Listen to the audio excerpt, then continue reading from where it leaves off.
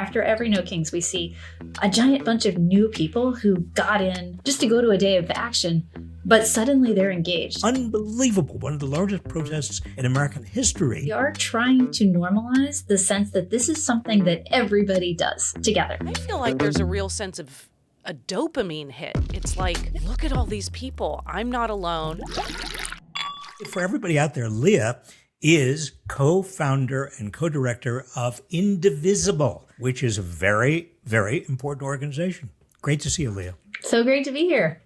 And so your other co-director is Ezra Levin, and he has been on this podcast. I wasn't here at that point. Well, actually, Heather, Leah and I go back almost a decade. Is that right, Leah? You came to my office in 2016, 2017? 2017, right when the Indivisible Guide was just getting started, groups taking off around the country.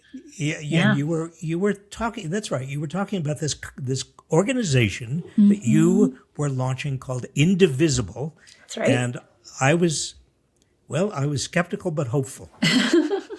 Well, we did not know what we were doing at that point. We were swept up in the moment. We were trying to figure it out. We're grateful to everyone who was patient with us in that time because it took us a little while, but I think we're all in business now. So terrific. And that's such an example of how things get started, right? You don't start perfectly off with a perfect launch and you go around and you get input. So the next No Kings peaceful protest is coming up 1 week from today. That will be March 28th. What are you looking for? How will you see it as successful? What are you hoping for? Well, we're looking for more people in more places, first of all. We know we've already got more places. We have over 3,000 events currently registered across the country, one in almost every single congressional district, almost every county in the country. We are looking at an extraordinary level of coverage, even in really red and rural areas where people are coming out collectively appalled by what is going on. But it's also not just about the day of and the showing. It's about how many of the people who come out for one of these events, we move into ongoing activism, engagement, the ongoing work of resistance. And so Leah, this is a very important point. And I want to stress this because some people come to me and they say, well, protest is fine, but we really need activism at this point in terms of changing the power structure. We need actions that are going to get out the vote 8 months from now in the midterms. We need nonviolent civil disobedience that's going to force the administration's hands. And tell us a little bit about the connection between No Kings protests and actual activism. Yeah, absolutely. And I think sometimes it can be easy for folks to sort of fall into binaries about this, right? Like protest or something else, as opposed to thinking of it as a cycle, right? Because when we have a No Kings, what we see every time so far has been a lot of people come to maybe the first protest they have ever been to, and they get, they give their phone number to a local Indivisible group or a local 5051 or a local immigrant rights organization. And suddenly they're a volunteer. They've been invited to a meeting for the next week. They're engaged. They're working in real life with other people in their community who feel that way or the same way. And particularly with No Kings, because of the extent of the geographic spread, what we see in these moments is that someone raises their hand in a place that maybe has not ever had a progressive protest before to organize one of these. They get, they put out the bat signal in their town. 50 people show up, which is, more than anybody believed might actually be progressives in that area. And suddenly those 50 people are connected and they're organizing together. After every No Kings, we see a giant bunch of new people who got in just to go to a day of action, but suddenly they're engaged and they're figuring it out and they're building power on their turf wherever they are. We are pals with W. Kamau Bell, and he's come on the podcast. And I remember he was saying, you've got it. One time we saw him before, I guess it was the June or the October. It was before the October No Kings protest, the last one. And he basically said, get out there, have your phones. There are so many community groups and they all have QR codes. This is not just you isolated. This is you in community. That's what happens on the ground is get ready to make connections. And I so appreciated that kind of call and framing. And I do find, so what do we say to people who say, oh, protests are for hippies, ugh, or it feels daunting. What am I going to do? I think for me in Berkeley, it's the No No Kings are incredible. We have children out there. We have people in outfits. We have, But Heather, that's Berkeley. that's what I'm saying. So Yeah. here, but what do you say to people who say there's a bystander effect? Yeah. It's like, oh, I don't want to do that. I'm hoping other people will go to the protests and get the numbers up. Yeah. Well, I think I'd say a couple things. The first is that, we do strategically lean into fun, into joy, into bringing your kids, into costumes. That's actually an intentional choice, right? Because we are trying to normalize the sense that this is something that everybody does together. That it's not a subculture that's just for activists. It's actually an engaging on-ramp for a wide set of people who maybe have not seen themselves previously as protesting or as being politically involved. So I think the first piece is just, trying to lower the barrier to entry here. Say, come for an hour, see if you like it. Overwhelmingly, what we find when people go is they report a sense of belonging and happiness, and feeling like there's a space for them there.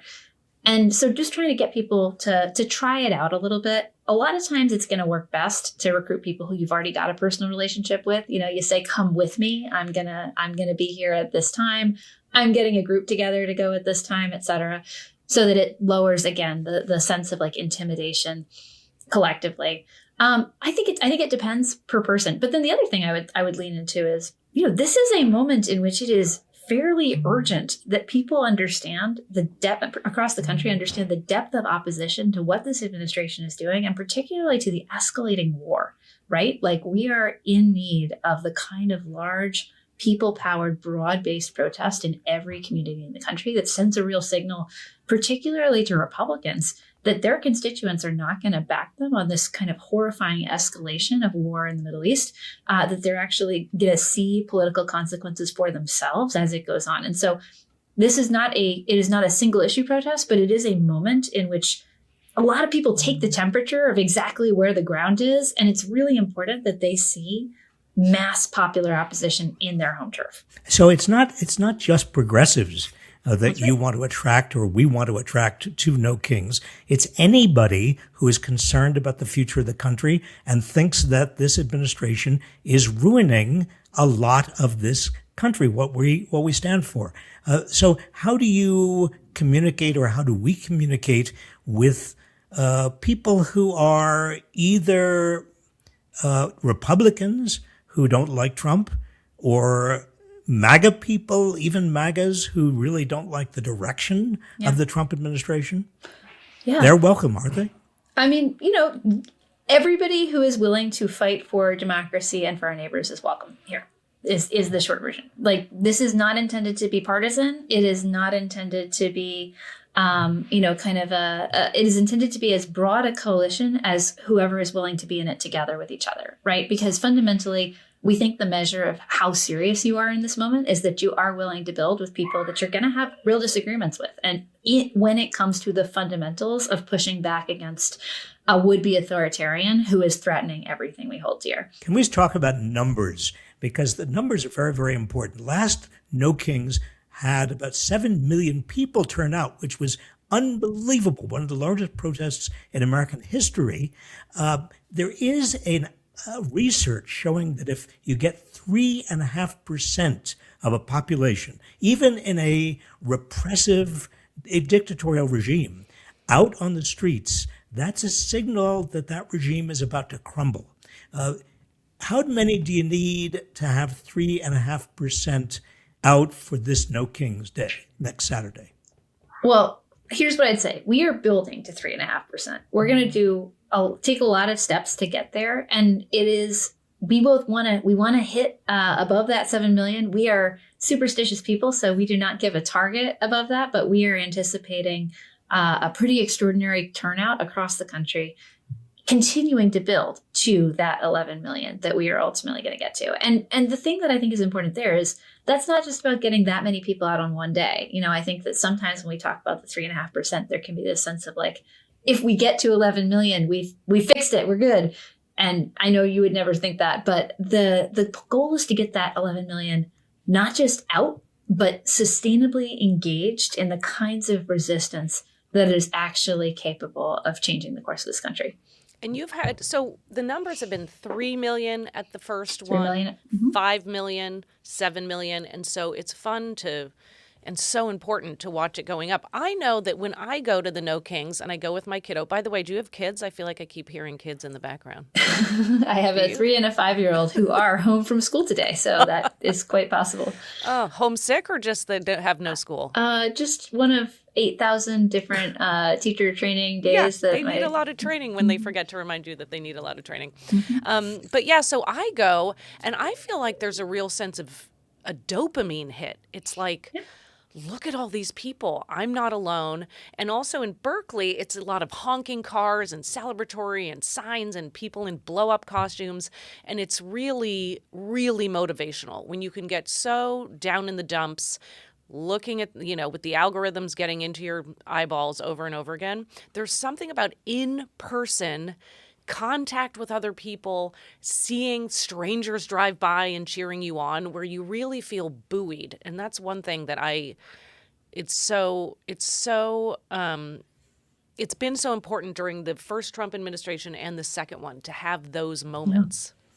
Exactly right. And that is a core part of the theory of why we do this, right? Because fundamentally, if we are going to get out from this would-be authoritarian threat, you are going to need to see millions and millions of people across this country doing things that the administration doesn't want them to do or not doing things the administration wants them to do. And in order for that kind of organic resistance to show up in every institution, in every district in the country, you actually need to have people feel like they're part of something collective. They have a sense of shared identity, that they're part of something bigger. And what a No Kings can do is help people, fill up their cup a little bit for the moment when they have to raise their hand in a meeting at their office and say, hey, I don't think we should be going along with this new contract. Or when they need to go to a PTA meeting and say, what is my school doing to protect people or protect parents from ICE outside?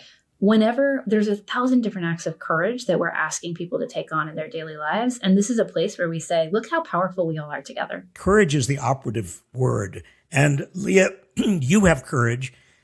Indivisible chapters around the country have courage. And let's hope America has enough courage, not only this coming Saturday, but also at the midterms and through the entire darkness that we are going, to rebuild this country from the ruins of the Trump regime. Thank you, Leah. Thank you for joining us. Such a pleasure to be here.